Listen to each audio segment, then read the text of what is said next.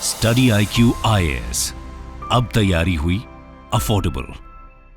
नमस्कार, मैं हूं आशीष। आप देख रहे हैं स्टडी IQ IAS और अब हम वापस बात कर रहे हैं नेहरू की, अंबेडकर की। It is true that you cannot look into the future and present of the politics if you don't know about the past.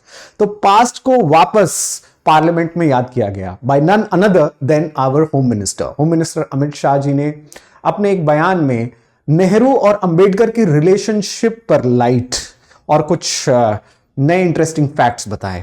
ये फैक्ट्स अब कंट्रोवर्सी का हिस्सा हैं। हम उस कंट्रोवर्सी और प्रेजेंट डे पॉलिटिक्स में ना जाते हुए ये हिस्टोरिकल एनालिसिस करते हैं कि कितना हमारे होम मिनिस्टर सही बता रहे थे। क्या एक्चुअली अंबेडकर ने या एक्चुअली नेहरू ने अंबेडकर का इंसल्ट किया, या तो कुछ बातें और थी। एक डेवलपिंग पॉलिटिक्स था उस जमाने का, इंडिया की फर्स्ट कैबिनेट के बारे में वो बात कर रहे थे, और इसके बीच का संदर्भ क्या है। So actually Amit Shah ji was saying that statement that why he resigned from the first cabinet. उन्होंने कहा कि जब कांग्रेस इतना ही अंबेडकर की इज्जत और हौसला अफजाई करती रहती है, then why did Ambedkar actually resign from the first cabinet. So the सवाल फॉर अस इज क्या नेहरू ने एक्चुअली अंबेडकर को मजबूर किया था कि वो देश के सबसे पहले कैबिनेट से रिजाइन कर जाए। Now this is the very first cabinet. आप मेरे पीछे जो तस्वीर देख रहे हैं वो भारत की सबसे पहली कैबिनेट की है। 1946 में हुए इलेक्शंस में कॉन्स्टिट्यूएंट असेंबली के सदस्यों को चुना जा रहा था। इन सदस्यों में से सबसे पहली कैबिनेट बननी थी जो देश को नया संविधान भी देती और साथ ही साथ देश को आजाद होते हुए भी देखती। So the election process had actually started 1 year before our independence. So 1947 में हमें इंडिपेंडेंस मिलता है, 1946 में इलेक्शंस होना शुरू हो जाते हैं। इस कैबिनेट को जरा ध्यान से देखिए। Many historians have said that this was a Nehruvian experiment. ये एक नेहरूवियन एक्सपेरिमेंट था which was bound to fail. इसमें सिर्फ मेरे सबसे राइट हैंड साइड में अंबेडकर जी बैठे हुए हैं, लेकिन इसमें सिर्फ अंबेडकर ही ऐसे व्यक्ति नहीं थे जो कि नॉन कांग्रेस व्यक्ति थे, यानी कि कांग्रेस पार्टी के बाहर से आए थे। इसमें से बहुत सारे मेंबर्स ऐसे थे जो कांग्रेस पार्टी के थे ही नहीं। फॉर एग्जांपल सरदार बलदेव सिंह आप यहां पर देख रहे हैं, तो देश के सबसे पहले डिफेंस मिनिस्टर हुए, वो अकाली दल से आ रहे थे। और फॉर एग्जाम्पल केसी नियोगी और षणमुगम चेट्टी और CH भाभा, ये इतने सारे लोग जो बाहर से आ रहे थे, जो कांग्रेस के अलावा आ रहे थे, वो एक्चुअली नेहरू का एक एक्सपेरिमेंट था कि देश की सबसे पहली कैबिनेट अगर तैयार होती है तो उसमें सिर्फ कांग्रेस के मेंबर्स नहीं होने चाहिए। 40%, 40% of the first cabinet was from non Congress government और फ्रॉम नॉन कांग्रेस पार्टी। और इनमें से ज्यादातर लोग, इनफैक्ट मैं बहुत बड़ी गलती करूंगा अगर एक व्यक्ति का नाम नहीं लूंगा, और वो है मेरे सबसे लेफ्ट हैंड साइड में श्यामा प्रसाद मुखर्जी। श्यामा प्रसाद एक्चुअली हिंदू महासभा को रिप्रेजेंट कर रहे थे and he was made the first industries minister. So it was not just Ambedkar who resigned, my dear friends. सिर्फ अंबेडकर ने रिजाइन नहीं किया था। अंबेडकर के बाद बहुत सारे लोग थे जो रिजाइन कर रहे थे, जिसमें CH भाभा भी हैं, केसी नियोगी हैं, षणमुगम चेट्टी हैं, you also have Shyama Prasad Mukherjee. और वो किस लिए रिजाइन कर रहे थे? बिकॉज आज उनकी पार्टी सत्तारूढ़ पार्टी है। The Janata Dal has now become BJP and BJP is ruling. तो बीजेपी भी अपने पेरेंट ऑर्गेनाइजेशन की तरफ से रिप्रेजेंट कर रही थी फर्स्ट कैबिनेट में थ्रू श्यामा प्रसाद मुखर्जी, वो भी रिजाइन करते हैं। तो सिर्फ अंबेडकर नहीं थे, लेकिन क्या इस रेजिग्नेशन को हम इंसल्ट मानेंगे? इस रेजिग्नेशन के पीछे क्या नेहरू ही थे या और कुछ कहानी थी? That we have to see. Before I see that and before we come to that story, a very important announcement for you is because prelims is approaching, और प्रीलिम्स आने वाले की तैयारी के लिए आपको टेस्ट सीरीज की भी तैयारी करनी बहुत ही इंपॉर्टेंट है। वैसे तो हमारा SIP flagship programme success in prelims programme चल ही रहा है, जिसके थ्रू आप रिवीजन, ब्रेक नेक स्पीड पे रिवीजन और साथ ही साथ टेस्ट सीरीज, और टेस्ट सीरीज के साथ साथ करंट अफेयर्स का फायदा उठाते हैं। बट दो स्टूडेंट्स जो सिर्फ टेस्ट सीरीज लेना चाहते हैं, हमारे पास टोटल 100+ टेस्ट सीरीज हैं, जिसमें आपको 16 UPSC लेवल के test series, stimulator test series मिलेंगे, 7000+ MCQs होंगे इसमें। उसके अलावा 12 CSAT बेस्ड टेस्ट्स भी होंगे, 12 सीसैट के बेस्ड, 20 सब्जेक्ट स्पेसिफिक टेस्ट होंगे, यानी कि सिर्फ पॉलिटी का, इकोनॉमी का, ज्योग्राफी का, हिस्ट्री का, and followed by detailed discussion videos. So this discussion videos will also be given to you in the form of test series itself, provided you use the code ASHLive. अगर आप code use नहीं करते तो आपको ज्यादा पे करना पड़ेगा. Don't do that. These are the faculty codes. इस पे आपको मैक्सिमम डिस्काउंट मिलता है. You can imagine you'll get it around 2500 and so. And detailed discussion videos सबसे इंपॉर्टेंट है. मैं ये मानता हूं कि टेस्ट सीरीज को सॉल्व करने से इंपॉर्टेंट है डिस्कशंस, तो डिस्कशंस को मत भूलिएगा. Anyways, I tell you about it more at the end of the video. बात हम कर रहे थे अंबेडकर और नेहरू के रिलेशनशिप की. ये रिलेशनशिप अंबेडकर और नेहरू का या अंबेडकर और कांग्रेस का बाबा साहेब खुद बताते हैं कि बहुत ही फ्रॉड रहा है, बहुत ही अनयूजुअल रहा है.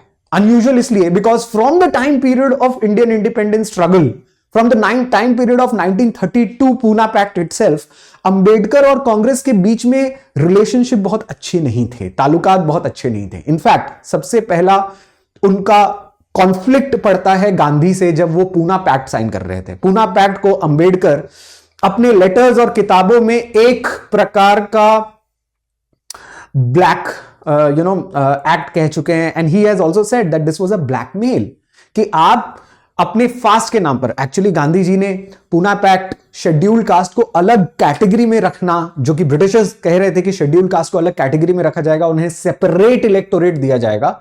गांधी जी इसके खिलाफ अड़ गए. उन्होंने कहा कि शेड्यूल्ड कास्ट हिंदू धर्म से अलग नहीं है, इसलिए उन्हें रिजर्वेशन या रिजर्व सीट्स दिया जाएगा, सेपरेट इलेक्टोरेट नहीं दिया जाएगा.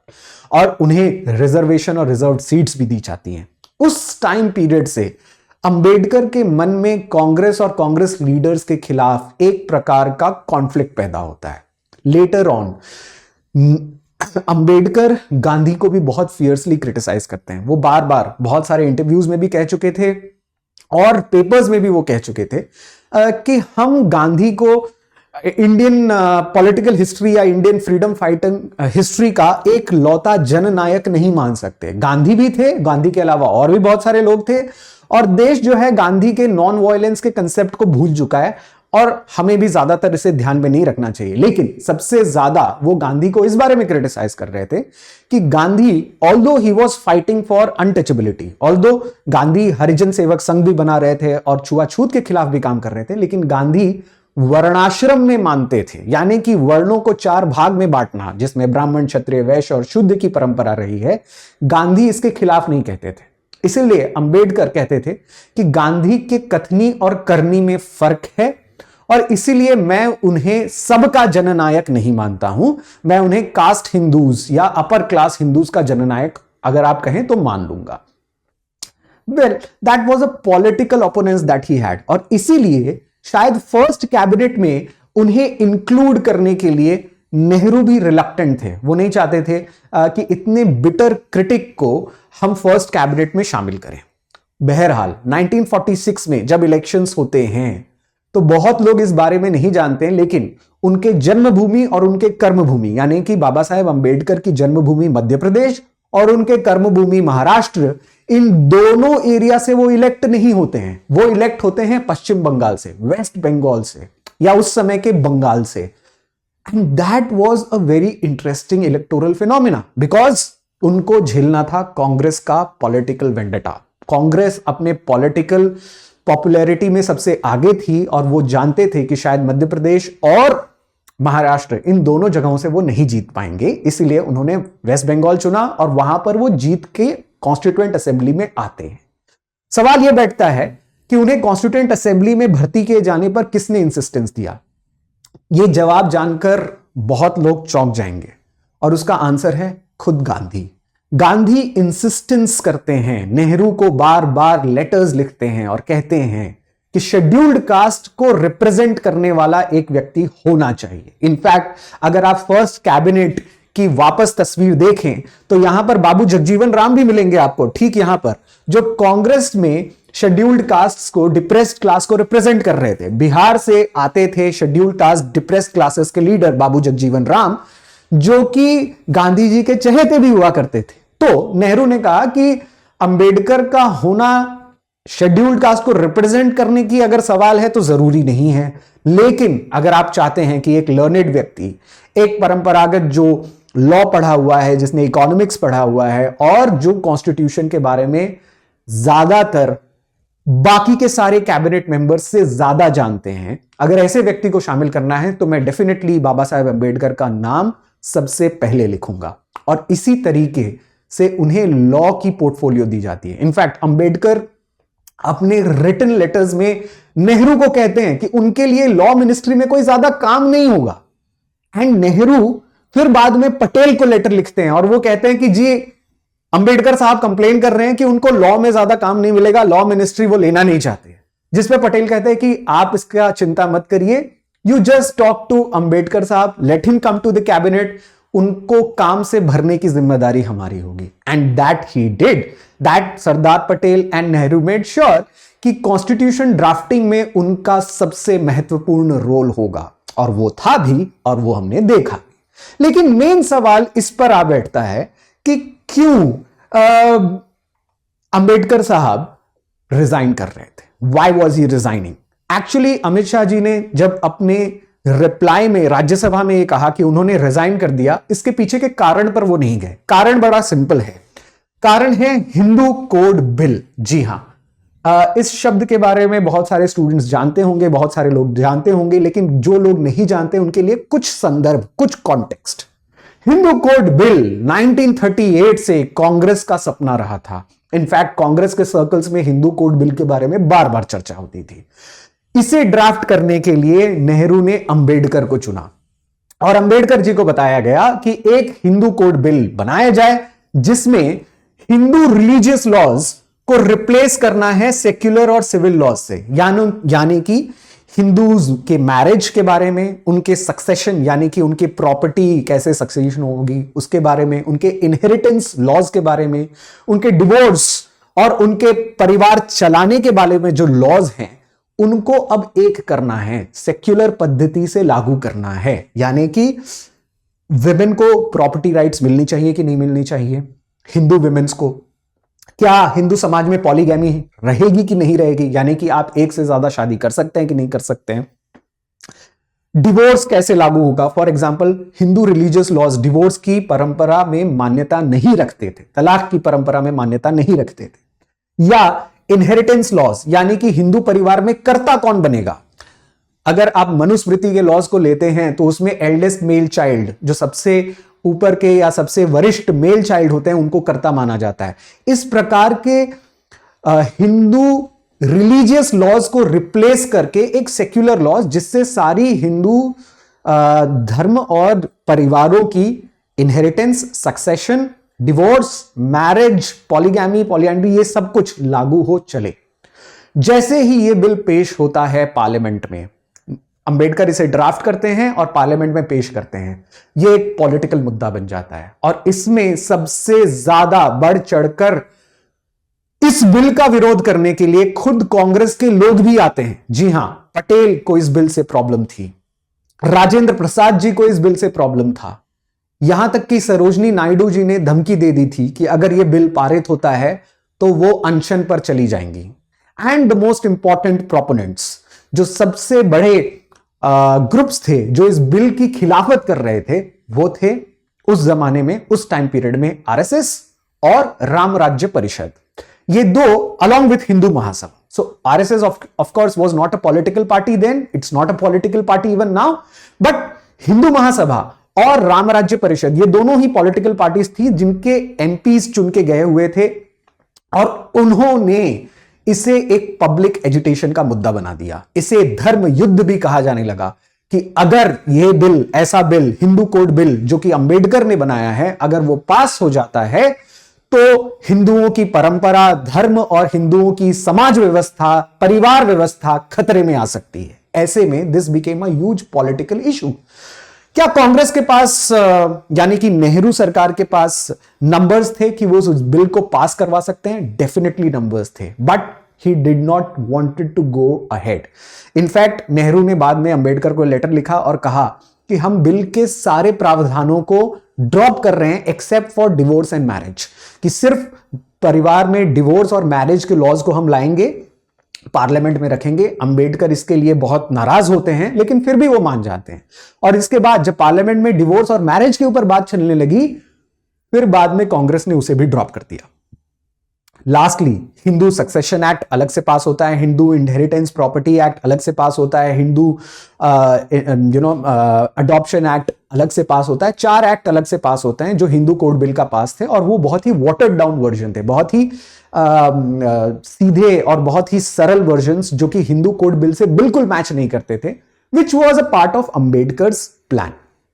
इसके बाद में अंबेडकर 4000 पेजेस का रेजिग्नेशन लेटर लिखते हैं, 4000 वर्ड्स का रेजिग्नेशन लिखते हैं, माफ करिएगा पेजेस में कह रहा हूं। And in that he lists his problems with the Nehru government. तो उसमें वो लिखते हैं कि इस बिल को बड़े ही अनैतिक तौर पर, बड़े ही अनएथिकल तौर पर मार दिया गया, किल कर दिया गया, और इसे अनवेप्ड अनसंग बरी कर दिया गया। यानी कि इसके लिए कोई समाज में आया नहीं, कोई समाज में खड़ा नहीं हुआ।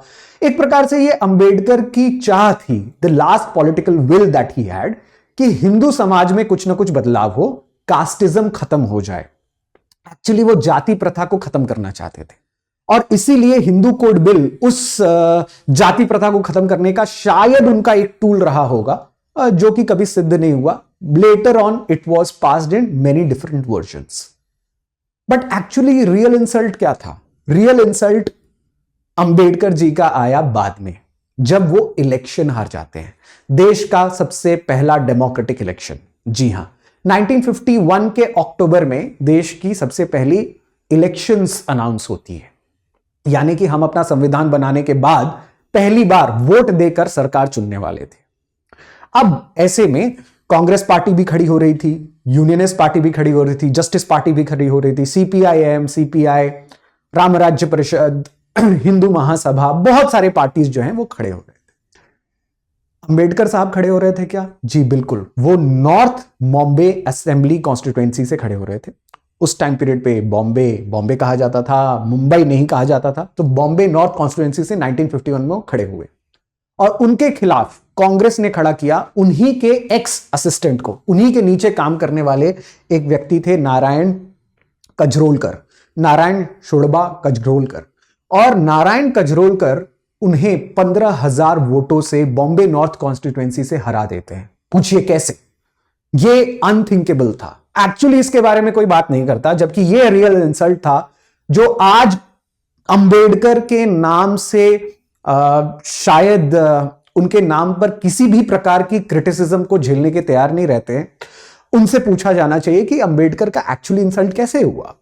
तो वो इस इलेक्शन को हारते हुए, और ये इलेक्शंस कांग्रेस के कैंडिडेट जीत रहे थे बाय 15,000 वोट्स। इस इलेक्शन में इनफैक्ट बाबा साहब अंबेडकर का नाम चौथे रनर्स में आता है, फोर्थ रनर अप में बाबा साहब अंबेडकर का नाम आता है। कैसे? Because the other 2 candidates were from CPI. ऐसे डांगे जो कि सीपीआई के सबसे बड़े लीडर थे, उन्होंने अंबेडकर जी के खिलाफ दिन रात कैंपेनिंग की, पानी पी पी कर, जिसको बोलते हैं ना कि क्रिटिसिज्म करना। तो ऐसे डांगे साहब क्रिटिसिज्म पे क्रिटिसिज्म किए जा रहे थे। And this created a 4 quadrangular contest in Bombay north constituency. किसी को यह इल्म नहीं था, किसी को यह गेस नहीं था कि अंबेडकर अपने कर्मभूमि यानी कि महाराष्ट्र से हार जाएंगे, जिनके नाम पर आज सरकारें चलती हैं और खराब होती हैं और बनती हैं। वो व्यक्ति खुद इलेक्शंस हार रहे थे। And even till date Hindu Mahasabha के भी कैंडिडेट्स थे वहां पे, और इवन टिल डेट आज भी सीपीआई के बहुत सारे लोग इस बारे में एग्जाम्पल्स देते हैं कि ऐसे डांगे साहब थे जिन्होंने अंबेडकर के खिलाफ बहुत वेहमेंट अटैक किया। एनीवेज, ये पार्लियामेंट्री इलेक्शन वो हार जाते हैं, बाद में राज्यसभा से वो नॉमिनेट होकर जाते हैं। Second elections he was not very able, 1956 he dies. Now that is a sordid history. That part शायद लाइवली डिबेट्स और कमोशन में कहीं ना कहीं रह गया। मैं चाहता था कि मैं एक ऐसा संसद देखूं जहां पर अगर केंद्रीय मंत्री अमित शाह कह रहे हैं कि अंबेडकर का इंसल्ट हुआ, तो उस तरफ से, कांग्रेस की तरफ से या सीपीआई की तरफ से या समाजवादी पार्टी की तरफ से भी एक स्पिरिटेड आंसर आ सकता था। बहरहाल हम पॉलिटिक्स में डिबेट्स को नहीं देख पाते हैं आजकल, ये हमारी अनफॉर्चुनेटनेस है। But of course history tells us a lot.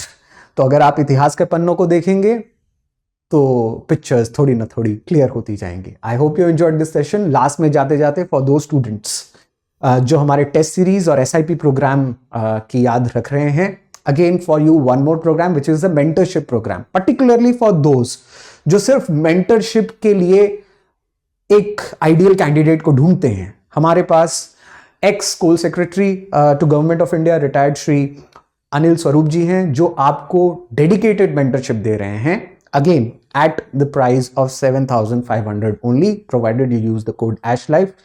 इस वीडियो से रिलेटेड कोई सजेशन या और कोई वीडियोस जो आप डिस्कस करना चाहते हो, please free to join my Telegram group. I will be more than happy to discuss with you along with the strategies of UPSC mains and prelims preparation. Thank you for watching this. Study IQ IAS, अब तैयारी हुई affordable.